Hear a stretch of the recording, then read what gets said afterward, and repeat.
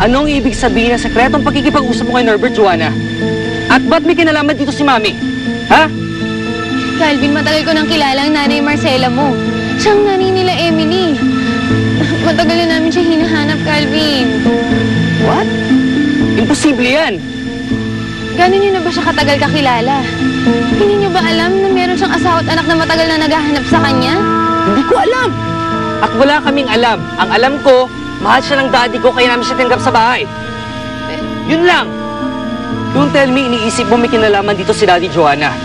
Look, mabait na tao si Daddy and I can't believe na iniisip mo may kinalaman siya dito at masama siyang tao. Wala ka pa namang prueba eh. Wala ka pang proof na nanay ng mga batang yun si Mami Marcela. Calvin, I'm sorry. Hindi naman sa ano, kaya lang kasi ang nanay Marcela mo yung nasa litrato ng mga bata. Gulong-gulo na ako eh. Hindi ko na alam kung anong iisipin ko. Gusto ko lang talaga malaman kung ano yung totoo alang-alang sa mga bata. Sige, gusto mo bang malinawan? Sumama ka sa akin.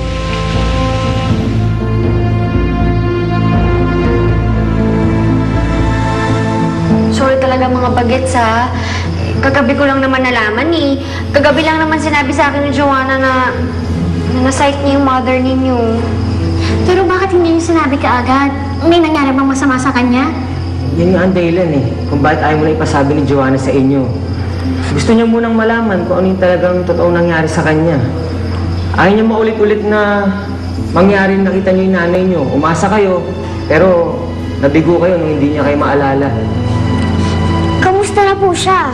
Nakausap po ba siya ni Ate Joanna? Sino po kasama niya?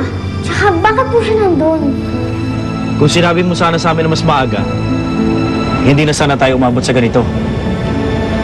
Pati kayo ni Calvin, nagkaroon pa kayo tuloy ng misunderstanding.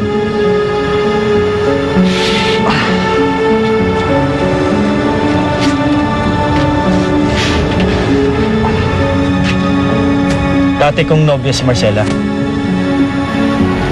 Naghiwalay kami.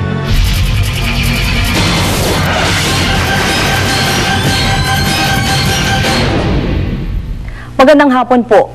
8 tao kasama ang 3 pulis ng Quezon City ang nahaharap sa patong-patong na kaso kaugnay sa umano'y pangingidnap at tangkang pagkidnap sa isang Indian national at mga kasama nito noong Disyembre ng isang taon. Kinilala ni NCRPO Chief Director Nicanor Bartolome ang mga pulis na sina Chief Inspector Edwin Faicho, PO2 Edmond Faculdar at PO1 Mark Zapata. Kasong attempted kidnapping with frustrated homicide ang kakaharapin ng mga suspect. Nahaharap din daw ang mga ito sa 2 counts of murder kaugnay sa pagpatay sa mga kasamahan ng Indian national na si Manjinder Kumar. Kaugnay naman sa 3 pulis, bukod pa sa mga naunang nabanggit na kaso, mahaharap din sila sa kasong administratibo kaugnay sa insidente. Inatasan na ng NCRPO ang QCPD para magsagawa ng investigasyon sa 3 pulis. Noong December 20, binabaybay ng Indian national na si Kumar at ang kanyang mga kasamahan ang kahabaan ng FB Harrison sa Pasay nang bigla silang harangin ng ilang katao kasama ang 3 nabanggit na pulis. Nauwi ito sa palitan ng putok ng baril kung saan isang pulis sa Pasay ang sugatan.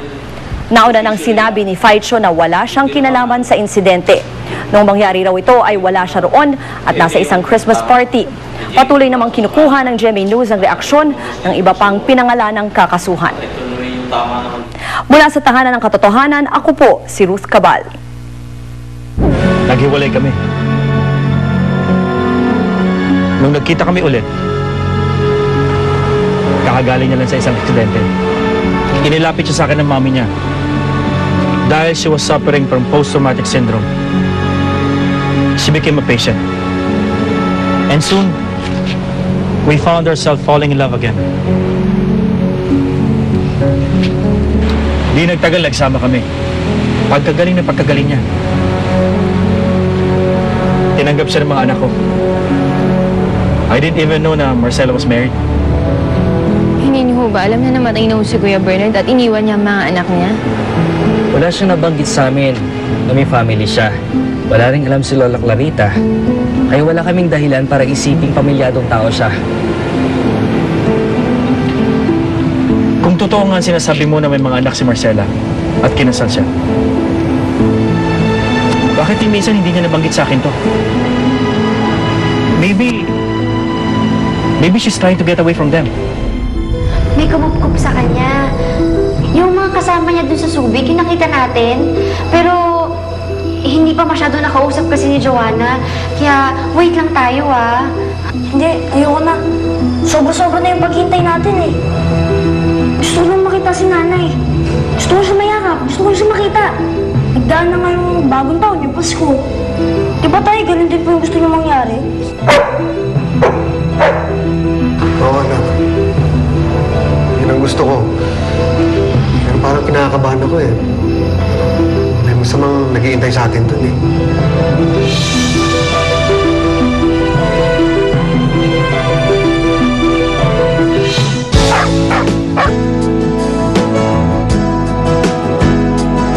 Kailangan niyo bang iwan ang aso niyo mag-isang na matagal?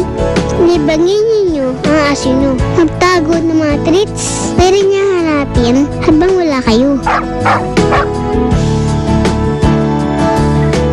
Bawat minuto